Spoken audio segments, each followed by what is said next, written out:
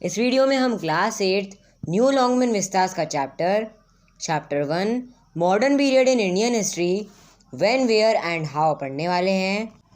इस वीडियो में हम इंडिया में मॉडर्न पीरियड की बिगिनिंग के बारे में पढ़ेंगे, इवेंट्स के बारे में पढ़ेंगे जैसे कि इंडस्ट्रियल रेवोल्यूशन जिसने वर्ल्ड को चेंज किया, मॉडर्न पीरियड के हिस्टोरिकल सोर्सेज के बारे में पढ़ेंगे। हम पहले इंडियन हिस्ट्री का एंशियंट और मेडिवल पीरियड पढ़ चुके हैं। हम इन दोनों पीरियड्स की हिस्ट्री को पढ़ने के अलग अलग सोर्सेज के बारे में भी पढ़ चुके हैं। अब हम इंडियन हिस्ट्री के मॉडर्न पीरियड को पढ़ेंगे। आप क्या सोचते हैं कि मॉडर्न पीरियड की हिस्ट्री कैसे बनी होगी? क्या आप सोचते हैं कि जैसे इस पीरियड के पास्ट को पढ़ने के सोर्सेज भी वही हैं जो एंशियंट और मेडिवल के थे? फेमस हिस्टोरियन एकार अपनी बुक व्हाट इज़ हिस्ट्री में कहते हैं कि हिस्ट्री पास्ट और प्रेजेंट के बीच ख़त्म ना होने वाला डायलॉग है। अभी के लिए मान लें कि प्रेजेंट में इंडिया के 28 स्टेट्स और 9 यूनियन टेरिटरीज़ हैं, पर ये स्टेट्स किस तरह बनी और इंडिया कैसे नेशन बना, ये सब समझने के लिए हमें हिस्ट्री में पीछे जाना पड़ेगा। अलग अलग डेट्स और इवेंट्स जिसकी वजह से प्रेजेंट बन पाया, उसे जानने के लिए हिस्ट्री पढ़ना बहुत इम्पॉर्टेंट है। हालांकि हिस्ट्री भी अलग अलग वेज़ में लिखी गई हैं और हम तक हिस्ट्री का नॉलेज पहुंचा है जैसी हिस्ट्री लिखी गई है। इसलिए हिस्ट्री कैसी लिखी गई है इसको पढ़ना इम्पॉर्टेंट है। हिस्ट्री ज़्यादातर क्रोनोलॉजिकल ऑर्डर में लिखी जाती है, यानी कि टाइम के अकॉर्डिंग। हिस्ट्री को क्रोनोलॉजिकल ऑर्डर लिखने की प्रैक्टिस इंडिया में अर्ली 19th सेंचुरी में आई जेम्स मिल के साथ। जेम्स मिल की book a history of British India 1817, जिसमें उसने इंडियन हिस्ट्री को हिंदू, मुस्लिम और ब्रिटिश पीरियड्स में डिवाइड किया। उस टाइम के रूलर्स के रिलीजन के बेस पर हिस्ट्री डिवाइड की। इंडिपेंडेंस के बाद इंडियन हिस्टोरियंस ने इस डिवीज़न को चैलेंज किया और इंडियन हिस्ट्री को लार्जर सोशियो इकोनॉमिक पैटर्न्स के बेस पर एंशियंट, मेडिवल और मॉडर्न पीरियड्स में डिवाइड किया। हिस्ट्री किंग्स और डायनेस्टीज़ के डिस्क्रिप्शन से कॉमन पीपल की लाइफ, हिस्ट्री और इश्यूज़ को शामिल करने के लिए सोसाइटी में सोशल, कल्चरल और आर्थिक सांस्कृतिक चेंजेस को शामिल करने के लिए आगे बढ़ा। अब transition to the modern period पढ़ते हैं। 18th सेंचुरी में मुग़ल एम्पायर का डिसइंटीग्रेशन होने से छोटे रीजनल किंगडम्स इमर्ज हुए। डिसइंटीग्रेशन मतलब कि ब्रेक होना। इस पीरियड में यूरोपियन ट्रेडर्स आए नेशंस से, जैसे कि ब्रिटेन, फ्रांस, पोर्चुगल और नीदरलैंड से आए और ट्रेड पोस्ट इस्टेब्लिश की, यानी कि व्यापार की पोस्ट इस्टेब्लिश की। इनमें से इंग्लिश और फ्रेंच कंपनीज आगे आईं और नई टेरिटरीज बनाई इंडिया में 18th सेंचुरी में। इससे एंग्लो फ्रेंच राइवलरी शुरू हुई और ब्रिटिश डोमिनियन के साथ ख़त्म हुई। ब्रिटिश ने धीरे धीरे अपनी टेरिटरी को बढ़ाया। 1757 में बैटल ऑफ प्लासी और 1764 में बैटल ऑफ बक्सर के बाद बंगाल प्रोविंस का कंप्लीट कंट्रोल मिल गया ब्रिटिश को और उसे ब्रिटिश ईस्ट इंडिया कंपनी की कॉलोनी बनाई। ब्रिटिश ने धीरे धीरे पूरे सबकॉन्टिनेंट पर रूल कर दिया। इंडिया में मॉडर्न पीरियड को ब्रिटिश ईस्ट इंडिया कंपनी के अंडर ब्रिटिश रूल के इस्टेब्लिशमेंट की शुरुआत मानी। अब डेवलपमेंट्स इन द वर्ल्ड पढ़ते हैं। इंडिया में डेवलपमेंट्स आइसोलेशन में नहीं हुए थे, पूरे ग्लोब में एक साथ चेंजेस हुए थे।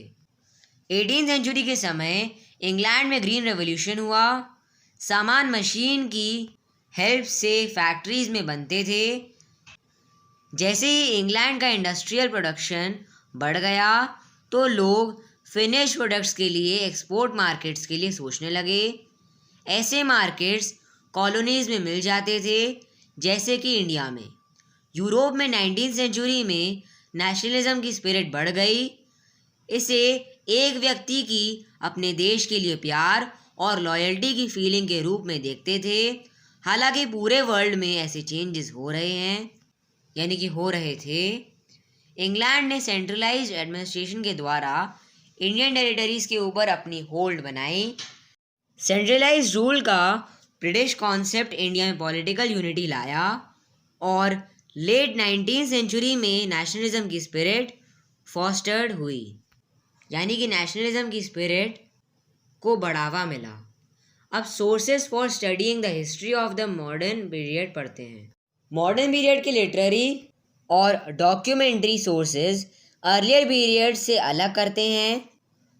Earlier periods archaeological excavations, fossil remains, cave paintings, pottery, coinage और रूलर्स की बायोग्राफीज के सोर्सेज पर डिपेंड थी। बहुत से लिटरेचर्स और आर्काइवल डॉक्यूमेंट्स मॉडर्न पीरियड की स्टडी के लिए अवेलेबल हैं। ये सब हमें इंडिया की हिस्ट्री 18th सेंचुरी से 20th सेंचुरी तक रिकन्स्ट्रक्ट करने में हेल्प करते हैं। अब बुक्स, न्यूज़पेपर्स और मैगजीन्स पढ़ते हैं। 18th सेंचुरी में न्यूज़पेपर्स और बुक्स की प्रिंटिंग बड़ी मात्रा में हुई। पूरे देश में उस समय लोगों के आइडियाज़ और सोच को डॉक्यूमेंटेड किया जा सका। हिस्टोरियंस इन बुक्स, न्यूज़पेपर्स और मैगजीन से उस समय की कंट्री की हिस्ट्री को रिकन्स्ट्रक्ट कर सकते हैं। बंगाल गज़ेट इंडिया का पहला न्यूज़पेपर था जो कोलकाता से 1780 में पब्लिश हुआ। अब गवर्नमेंट रिकॉर्ड्स पढ़ते हैं। न्यू दिल्ली के नेशनल आर्काइव्स ऑफ इंडिया में ब्रिटिश गवर्नमेंट के आर्काइवल रिकॉर्ड्स अवेलेबल हैं। इंडिया ऑफिस रिकॉर्ड्स लंदन में बहुत सारे आर्काइवल डॉक्यूमेंट्स और मैन्यूस्क्रिप्ट्स हैं जो ब्रिटिश इंडिया के साथ डील करते हैं। अब डायरीज और अकाउंट्स ऑफ ट्रैवलर्स पढ़ते हैं। बहुत से ट्रैवलर्स, ट्रेडर्स, मिशनरीज और सिविल सर्वेंट्स जो 18th और 19th सेंचुरी में इंडिया, उन्होंने कंट्री के लिए अपने एक्सपीरियंसेस और इम्प्रेशंस के अकाउंट्स दिए। हालांकि हिस्टोरियंस इन अकाउंट्स को सावधानी से पढ़ते हैं क्योंकि ये अकाउंट बायस्ड भी हो सकते हैं। अब फोटोग्राफ्स, पेंटिंग्स और आर्टिफैक्ट्स पढ़ते हैं। इस पीरियड की हिस्ट्री को पढ़ने के लिए फ़ोटोग्राफ्स इम्पॉर्टेंट सोर्स है।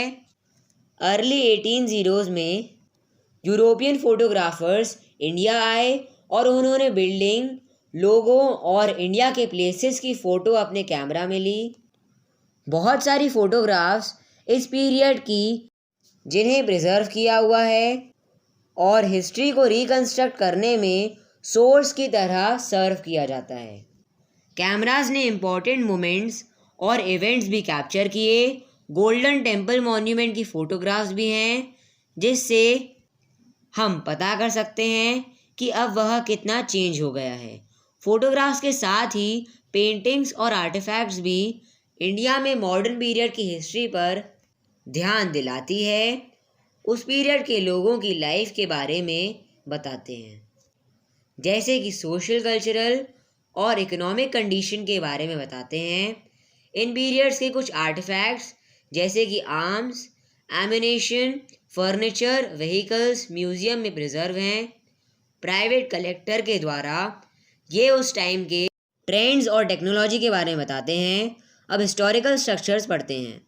ब्रिटिश ने अपने रूल के टाइम बहुत सी बिल्डिंग्स और सिटीज़ बनाई इंडिया में। उन्होंने आर्ट और आर्किटेक्चर अच्छा इंसाइट दी। कुछ मॉन्यूमेंट्स हिस्टोरिकल इवेंट्स को मार्क करने के लिए बनाए, जैसे कि मुंबई में गेटवे ऑफ इंडिया 1911 में बनाया जो किंग जॉर्ज और क्वीन मैरी की विज़िट को मार्क करता है। छत्रपति शिवाजी टर्मिनल भी एक एग्जाम्पल है कि कैसे ब्रिटिश आर्किटेक्ट्स इंडियन क्राफ्ट्समैन के साथ मिलकर आर्किटेक्चरल मार्वल बनाते हैं। हिस्टोरिकल बिल्डिंग्स के कुछ एग्जाम्पल हैं इंडिया गेट, राष्ट्रपति भवन और दिल्ली में पार्लियामेंट हाउस।